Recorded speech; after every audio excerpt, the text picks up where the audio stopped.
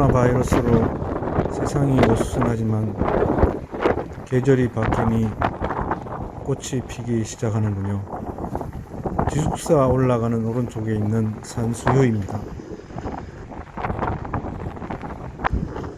학교 박물관 앞에 있는 진달래이고요. 아직은 진달래가 활짝 피지는 않았습니다.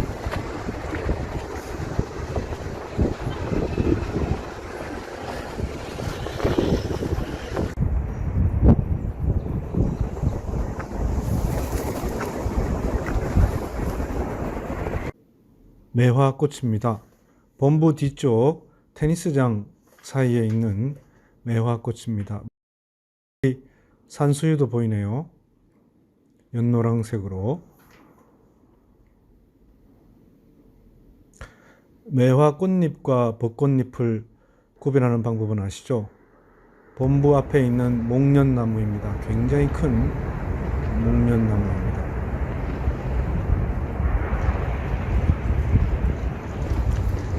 진달래도 보이네요. 문과대학 앞에 있는 수산화입니다.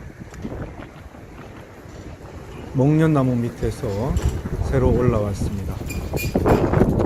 문과대학 앞은 양지 바른 곳이어서 목련꽃이 활짝 피었습니다.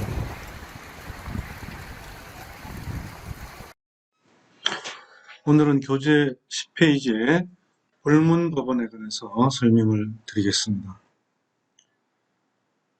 행정법은 기본이 되는 근거 법률이 따로 없기 때문에 행정법에서 사례에서 다루어진 관습법, 판례, 그리고 그러한 여러 가지 사례와 판례에서 확인된 법의 일반 원칙, 그리고 조리가 굉장히 중요한 법원이 된다고 설명했습니다. 판례는 당연한 선례 구속의 원칙에 따라서 당연한 불문법원이 되겠지만 행정법에서는 특히 법의 일반 원칙이 굉장히 중요한 법원이 되어 있습니다. 그런데 이 법원의 일반 원칙에 상당 부분의 내용들이 이번 행정기본법 제정안에 들어가 있습니다. 그래서 우선 불문법원에 관해서 일단 내용이 뭔지를 개별적으로 개괄적으로 한번 설명을 하고, 그리고 행정기본법의 내용과 비교해서 또 설명을 하고, 그리고 마지막으로는 판례를 보면서 이 법의 일반 원칙이 어떻게 적용되는지를 살펴보겠습니다. 우선 관습법입니다. 관습법은 여러분 잘 아시는 거죠? 네.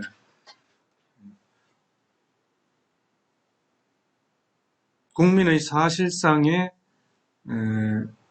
행위가 오랫동안 쌓여져서 그것이 법적 확신에 이르게 되고, 법원에 의해서 그 법적 확신에 이르게 된 관습이 인정되는 경우에 관습법으로서 성립한다 그랬습니다.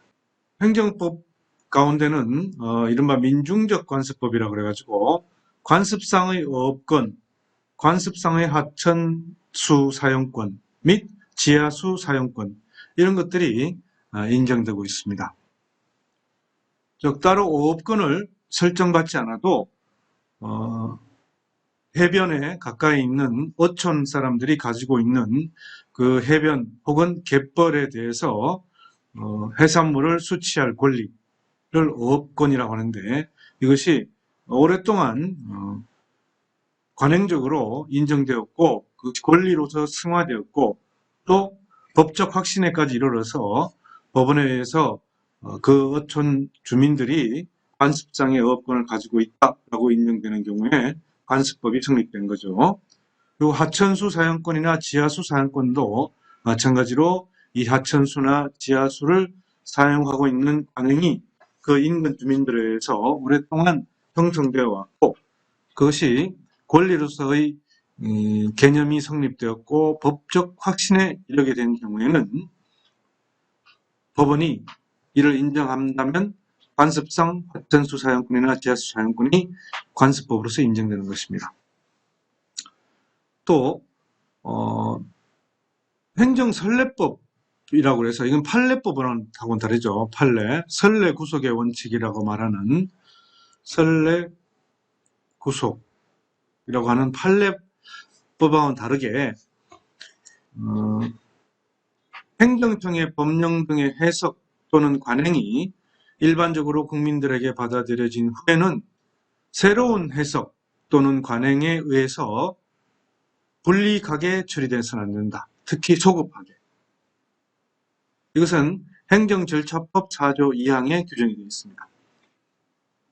행정청의 법령 등에 관한 해석, 주로 이제 세법과 관련된 부분이 많습니다. 세법 혹은 건축관계법에 대한 해석이 혹은 관행이 계속되어 왔습니다. 그래서 국민들이 그것을 이 법령에 관한 해석 관행은 이렇게 해석되고 관행으로 받아들여진다 라고 다 인식하고 있는 경우에는 새로운 해석이나 관행에 의해서 불이익하게 처리되어서는 안 된다는 것이 이른바 행정선례법입니다. 다만 그것이 공익 또는 제3자의 정당한 이익을 현저히 해할 우려가 있는 때에는 새로운 해석 또는 관행에 의해서도 소급하게 불이익하게 처리될 수 있습니다. 인중적 관습법과 이 행정선례법을 행정법의 불문법원에서의 관습법의 내용으로 설명을 하고 있습니다. 다음은 이제 법의 일반 원칙입니다. 법의 일반 원칙은 지금 몇 가지가 있습니까? 교재에 평등원칙, 행정의 자기구속원칙, 비례원칙, 신뢰보호원칙, 실권의 법리, 적법절차의 원칙, 부당결부금지의 원칙, 친위성실의 원칙, 권한남용금지의 원칙 9가지가 있습니다. 그죠? 9가지 가운데 중요성을 따져보면 뭐가 제일 중요한가? 물론 판례나 해석에서 가장 많이 인용되고 사례의 행정소송, 행정불복 절차에서 가장 많이 일반 국민들이 자신의 권리를 지키기 위한 혹은 자신의 권리를 침해당하지 않기 위한 근거로서 제시되는 빈도가 가장 높은 것들이 중요한 것이겠죠. 그런 빈도로 따지자면은 평등의 원칙, 비례의 원칙, 신뢰보호의 원칙, 적법절차의 원칙, 부당결부금지의 원칙, 친위성실의 원칙과 권한남용금지의 원칙을 들 수 있습니다. 행정의 자기구속 원칙, 실권의 법리 빼고는 거의 다 예를 들어버렸는데요. 이 예를 든 것이 다 사실은 지금 행정기본법의 행정의 원칙에 관해서 제6조부터 제11조까지 열거되고 있습니다.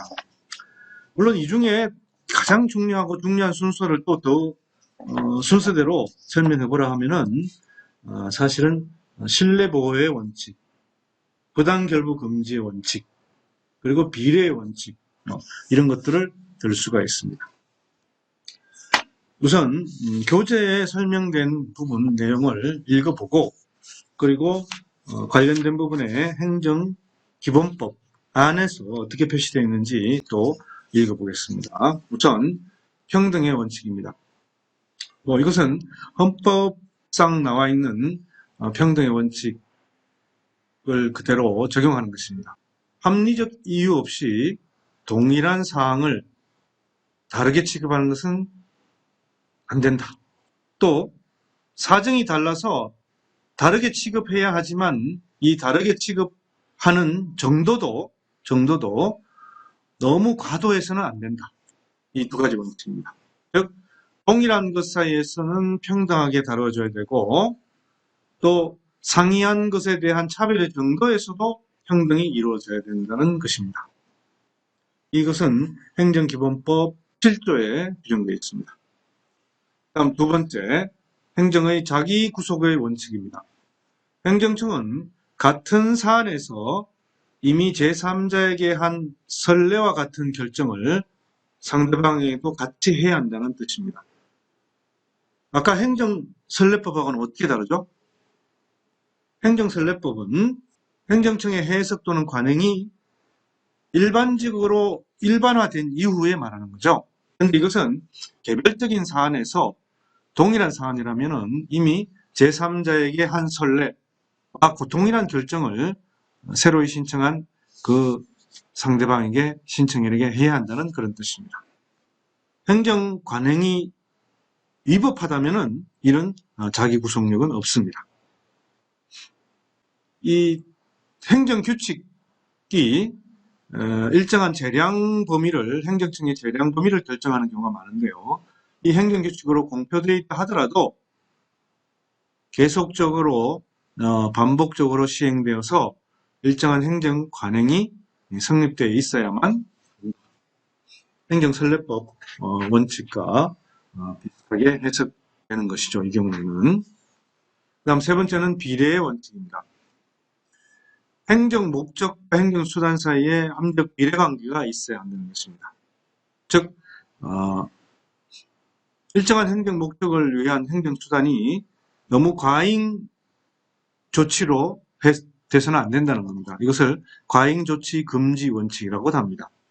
그래서 이것을 판단할 때는 적합성, 필요성, 상당성을 판단합니다. 적합성은 적절한 수단을 선택했느냐, 필요성은 최소 침해를 가져오는 수단을 선택했느냐, 상당성은 행정수단으로 인해서 침해되는 사익이 공익보다 작을 것, 즉 사익과 공익 사이에 법익의 균형이 갖춰질 것을 말합니다. 비례 원칙, 적합성, 필요성, 상당성 잘 이해하고 있으면 좋겠습니다. 다음 중요하다고 설명한 신뢰보호의 원칙입니다. 신뢰보호의 원칙. 행정기관의 어떤 선행조치나 운동에 대해서 국민이 신뢰를 가지고 행위한 경우 그 신뢰가 보호 가치가 있다면 그 국민의 행위에 법적 보호를 준다는 것입니다. 선행조치가 있어야 되고 그리고 국민의 신뢰가 있어야 되고 그리고 거기에 따른 행위가 있어야 되고 그리고 이 신뢰가 보호 가치가 있는 것이어야 합니다. 이런 네 가지 요건을 갖추게 되면은 이 행위를 선행조치에 따른 보호받을 수 있는 것으로 판단된다는 것입니다. 선행조치에는 소극적 운동도 포함됩니다. 즉 묵시적으로 승인한 그런 부분도 있을 수 있다는 거죠. 다만 이 선행조치의 해석에 소극적인 운동도 포함되지만은 구체적 행정권의 행사가 됩니다. 그래서 법령 해석을 회신하는 것 같은 일반적 추상적인 견해표현은 안 됩니다. 개별적 구체적인 행정권의 행사에서 신뢰관계가 생겨야 됩니다. 이런 운동이 있어야 된다는 거죠. 그리고 보조기관, 담당 공무원의 공적 견해 표명도 포함됩니다. 꼭 처분청에 공적 견해 표명일 필요가 없다는 겁니다. 그 다음 신뢰의 경우에는 그 신뢰를 한 관계인의 귀책사유가 있어서는 안 됩니다. 이 귀책사유는 무엇이냐면은 이 구체적인 행정권의 행사나 견해 표명을 받아왔는데 그 방법이 사실은폐나 사위, 즉 사기적인 방법에 의한 신청 등 부정행위로 인해서 이런 견해 표명이나 운동이 있었던 거죠. 아니면 하자가 있음을 알았거나 중대한 과실을 알지 못한 경우. 즉 견해 표명이 신청인의 어떤 사기적인 방법으로 어떤 견해 표명이나 운동이 나온 경우나 혹은 신청과 견해 표명 사이에 중대한 하자가 있다는 것을 알았거나 혹은 그 중대한 하자가 있다는 것을 조금만 주의를 기울였으면 알 수 있었던 상태. 이런 경우에는 그 관계인에게 기책 사유가 있다고 보고서 신뢰 보호 가치가 없다고 봅니다. 그리고 확실한 약속이 있죠. 확약. 그리고 공적인 의사표명.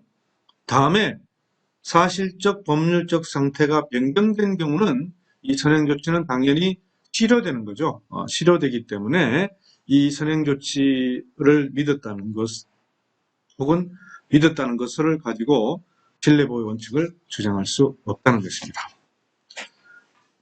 그러나 이러한 신뢰보호 원칙이 적용되는 경우라 하더라도 공익 또는 제3자의 정당한 이익을 현재해야 할 우려가 있거나 합법성 원칙과 충돌하는 경우는 이익 형량에서 신뢰 원칙을 중시하느냐 아니면 합법성의 원칙 혹은 공익, 제3자의 정당한 이익을 중요시하느냐 하는 이익 형량을 해서 결정할 수도 있습니다.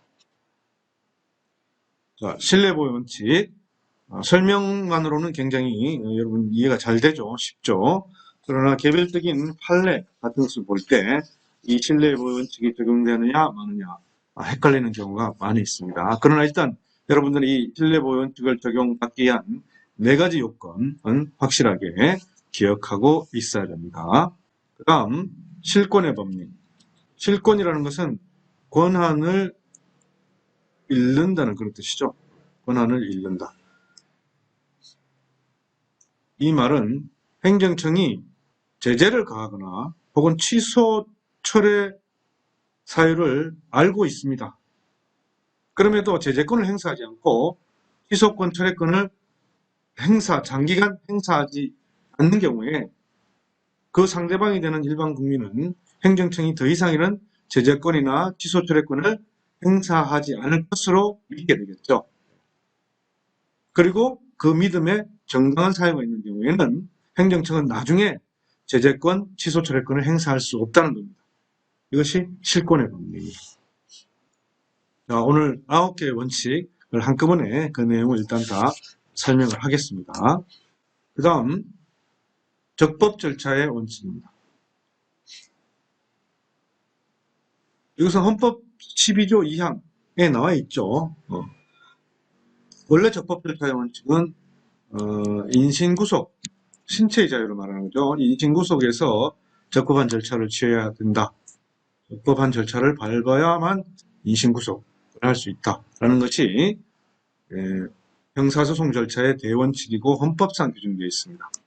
그런데 이것을 확대 적용합니다. 모든 국가작용 전반에 확대 적용했고, 그래서 행정 절차에서도 이러한 법률의 근거를 가지고 법에 따른 절차에 따라서 해야 된다는 것이 판례상으로 인정되었는데 행정절차법이라는 것이 그것을 법적으로 법률적으로 규정을 했고, 또 행정절차법의 규정이 없는 부분이라 하더라도 적법한 절차에 따라서 행해져야 한다는 그런 뜻입니다. 그 다음 부당결부 금지 원칙입니다. 행정권을 행사할 때는 그 행정 내용과 실질적 관련성이 없는 반대급부를 결부시켜서는 안 됩니다. 즉 행정청이 어떤 인가 허가를 주면서 기부 체납을 해라, 어떤 일부 땅을 도로로 기부를 해라, 아니면 어떤 발전기금을 내놔라 하는 어떤 반대급부를 결부시키는 경우가 많이 있습니다. 이런 경우를 결부시켰다 하는데, 원래 행정청에서 행정행위에 반대급부를 결부시켰다는 건데, 그 결부시킨 내용이 부당하다라고 하면은, 즉 원래 행정행위와 실질적 관련성이 없는 반대급부를 부과시킨 경우에는 안 된다는 뜻입니다. 행정법규 위반 시에 관여 사업의 제한도 사실은 결부죠. 결부인데 그 관여 사업의 제한의 내용이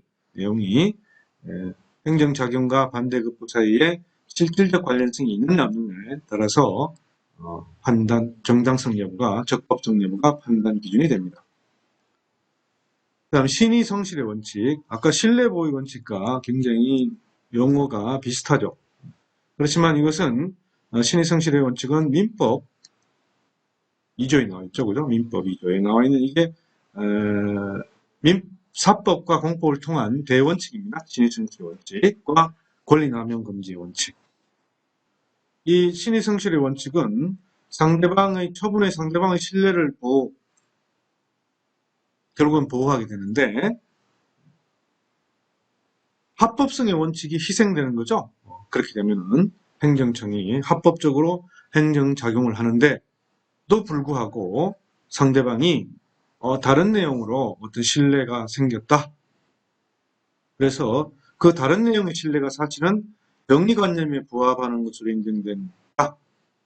라고 할 경우에 예외적으로 신의칙을 적용해서 상대방의 신뢰를 보호해 주는 것입니다. 이것은 신뢰 보호의 요건하고는 또 전혀 다른 요건이죠. 그죠? 신뢰 보호는 어떤 선행 조치가 있어야 되고, 선행 조치에 대한 신뢰가 있어야 되는데, 이것은 어떤 건 선행 조치와 관련이 없이 정의관념에 부합하느냐 않느냐 라는 것을 가지고 판단하게 됩니다. 즉, 신의성실의 원칙의 보호가치와 적법성의 원칙의 보호가치를 비교 형량에서 판단하게 되는 것이죠. 예를 들어 행정청이 처분을 해줘야 되는데 그걸 계속 지연하고 있습니다. 근데 그 지연 기간이 사실 상당히 길었어요. 그래서 좀 부당하다, 심히 부당하다고 할 수 있습니다. 처분을 내릴 수 있는 지연 기간이. 그런데 그 사이에 원래의 처분 신청 시와 처분 허가 시 사이에 기간이 너무 길어서 이 사이에 법령의 개정이 있어 버렸어요. 그래서 개정된 법령에 따르면 거부 처분을 할 수밖에 없어요. 원래 이때의 법령을 하면은 사실은 인가 허가를 해줘야 되는데 심사 기간을 길게 가져가는 바람에 예를 들면 6개월, 1년 가져갔다 칩시다. 그 사이에 법이 변경이 되어버렸어요. 변경된 법에 따르면은 이것은 거부해야 됩니다. 그래서 변경된 법에 따라서 거부하는 경우에 행정청이 원래는 적법한 요건에 맞는 신청임에도 그 심사를 게을리해서 처분을 심히 부당하게 지연시켜서 법령이 개정돼서 거부 사유로 돼버리는 경우에 이런 것은 신의성실의 원칙에 반한다는 거죠. 그렇게 한 거부처분. 그 다음 마지막 원칙 보겠습니다. 권한남용 금지의 원칙입니다. 행정기관의 권한을 법령상 정해진 공익 목적에 반하여 행사하는 것은 안 된다. 즉 행정권한이 사적 목적으로 행사된 경우, 혹은 정치적 목적으로 행사되는 경우, 혹은 법률상 정해진 목적과는 전혀 다른 공익 목적을 위해서 행해지는 경우, 이런 경우는 권한남용으로서 처분이 위법하게 된다는 겁니다. 즉 이것은 행정작용의 외적인 표현, 형태뿐만 아니고 그 안에서 그 행정작용의 의도, 목적 이런 것까지 다 파악해서 규율하겠다는 뜻입니다. 행정의 목적, 담당 공무원의 내심의 의도까지 통제하는 원칙이 됩니다. 예를 들어 세무조사를 하는데 정기적인 세무조사도 있을 수가 있고 또 과세자료의 수집, 신고 내용의 정확성을 검증하기 위한 목적으로 세무조사가 보통 이루어집니다. 그런데 어떤 정치적인 억압, 부당한 목적을 위해서 행해지는 경우 더러더러 있죠. 아니면 그 세무공무원이 개인적으로 부탁을 받아서 경쟁업체로부터 부탁을 받아서 세무조사를 한다든지 하는 이런 것들, 즉 부정한 목적을 위해서 행해진 것은 위법하기 때문에 이를 기초로 한 과세처분은 그 과세처분의 외적인 표현이나 형태가 적법 요건을 갖추었다 하더라도, 합법 요건을 갖추었다 하더라도 이것은 위법하고 판단될 수 있다는 것입니다. 권한남용 금지의 원칙은 행정작용의 외적 표현, 형태에 나아가서 그 행정작용을 하게 된 목적, 담당 공무원의 내심의 의도까지 통제하는 그런 원칙입니다. 자, 이 9가지 원칙 가운데 지금 현재 평등의 원칙은 행정기본법 7조에, 비례의 원칙은 8조에, 신뢰보호의 원칙은 10조에, 그리고 적법 절차의 원칙은 법치행정의 원칙이라고 해서 6조에 제정되어 있습니다. 그리고 부당결부금지의 원칙은 11조에, 신의성실의 원칙은, 신의성실 원칙과 권한남용금지 원칙은 9조에 규정되어 있습니다. 자, 이렇듯 행정법의 불문법원으로서의 법의 일반 원칙이 그동안 판례로서 다루어져 왔는데 이것들이 지금 행정기본법 안에 거의 다 들어가 있습니다. 앞으로는 여러분들이 공부하기가 훨씬 더 쉬워졌습니다. 행정기본법 법률안을 가지고 공부를 하면 되니까요. 그래서 이 방금 설명한 이 9가지 원칙에 대한 행정기본법 안을 다음 시간에 다시 한번 같이 보고 또 그동안에 이 기본 원칙들이 적용된 판례를 12페이지부터 18페이지까지 있는데 이것을 같이 검토해 보도록 하겠습니다.